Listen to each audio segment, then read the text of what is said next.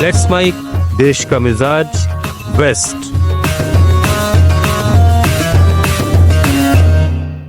देश का मिजाज में खबरें पश्चिम भारत से। मुंबई पुलिस की आर्थिक अपराध शाखा ने न्यू इंडिया कोऑपरेटिव बैंक के पूर्व वाइस चेयरमैन हिरेन भानु और उनकी पत्नी गौरी भानु समेत कई लोगों के खिलाफ 24.93 करोड़ रुपए के घोटाले को लेकर मामला दर्ज किया है। जांच में सामने आया कि बिना उचित जांच के परसेप्स ग्रुप को 77 करोड़ रुपए का लोन दिया गया। बाद में आरोपी अधिकारियों ने फर्जी बिलों के आधार पर 6 करोड़ 37 लाख की राशि किकबैक के रूप में अपनी कंपनियों में ट्रांसफर करवाई। जानबूझकर 18 करोड़ 56 लाख रुपए का लोन और ब्याज माफ किया गया, जिससे बैंक को कुल 24 करोड़ 93 लाख रुपए का नुकसान हुआ। मामले की जांच जारी है। वंचित बहुजन आघाड़ी के प्रमुख प्रकाश अंबेडकर ने आरोप लगाया है कि महाराष्ट्र विधानसभा चुनाव में मतदान समाप्त होने के बाद 76 लाख वोट डाले गए।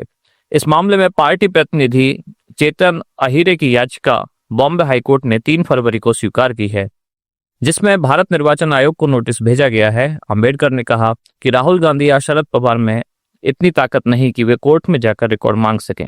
इस मुद्दे पर राहुल गांधी ने चुनाव में गड़बड़ी के आरोप लगाए थे, जिसका चुनाव आयोग ने 9 बिंदुओं में जवाब देते हुए खंडन कर दिया है।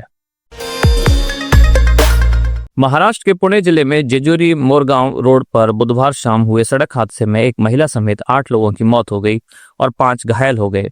हादसा उस वक्त हुआ जब कार ने सामान उतार रही पिकअप गाड़ी को जोरदार टक्कर मार दी। दुर्घटना श्रीराम ढाबा के पास हुई। पुणे ग्रामीण एसपी संदीप सिंह गिल ने हादसे की पुष्टि की है।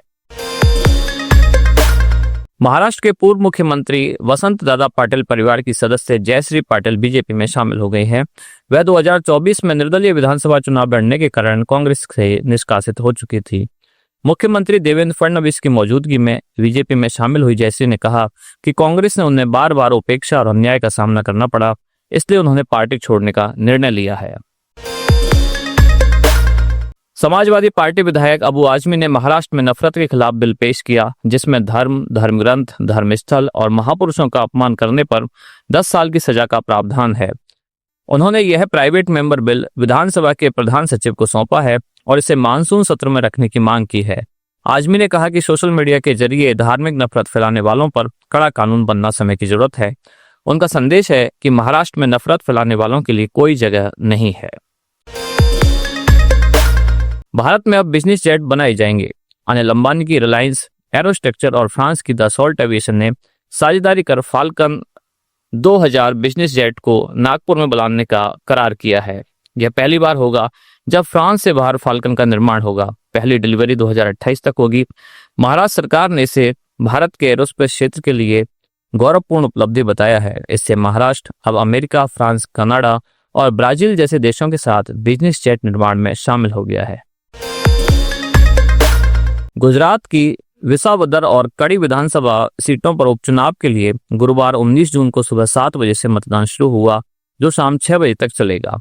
सुबह 9 बजे तक विसावदर में 12.10% और कड़ी में 9.05% मतदान हुआ। दोनों सीटों पर 294 मतदान केंद्रों पर वोटिंग हो रही है। अहमदाबाद क्राइम ब्रांच ने गैंगस्टर लॉरेंस बिश्नोई गैंग से जुड़े मनोज साल्वी को राजस्थान के उदयपुर से गिरफ्तार किया। गिरफ्तारी 27 जून से शुरू हो रही थी। रथ यात्रा की सुरक्षा को लेकर की गई। मनोज साल्वी पर हथियार सप्लाई का आरोप है और वह 2022 के एलिस ब्रिज केस में फरार था, जिसमें एक व्यक्ति को अवैध हथियार के साथ पकड़ा गया था। पुलिस के अनुसार साल्वी सोशल मीडिया के निर्देशों के अनुसार हथियार पहुंचाने का काम करता था। उसकी व्हाट्सएप हिस्ट्री खंगाली जा रही है। गोवा पुलिस की आर्थिक अपराध शाखा ने 100 करोड़ रुपए से अधिक की निवेश धोखाधड़ी मामले में आरोपी मायरॉन रोड्रिग्स और उसकी पत्नी दीपाली परब के खिलाफ इंटरपोल के रेड कॉर्नर नोटिस जारी कराया है। इससे पहले ब्लू कॉर्नर नोटिस भी जारी किया गया था, लेकिन गिरफ्तारी नहीं हो सकी। आरोप है कि दोनों ने शेयर बाजार में आकर्षक रिटर्न का झांसा देकर साउथ गोवा के निवेशकों से ठगी की। इस मामले में 25 फरवरी को आरोप पत्र दाखिल किए जा चुके हैं। 2 अन्य आरोपियों पर पहले ही चार्जशीट दाखिल की जा चुकी है और तीसरी आरोपी सुनीता रोड्रिग्स के खिलाफ जल्द ही आरोप पत्र दायर होने की संभावना है। आप सुन रहे थे let's make more than radio. Follow कीजिए हमें हमारे सोशल मीडिया प्लेटफॉर्म्स पर।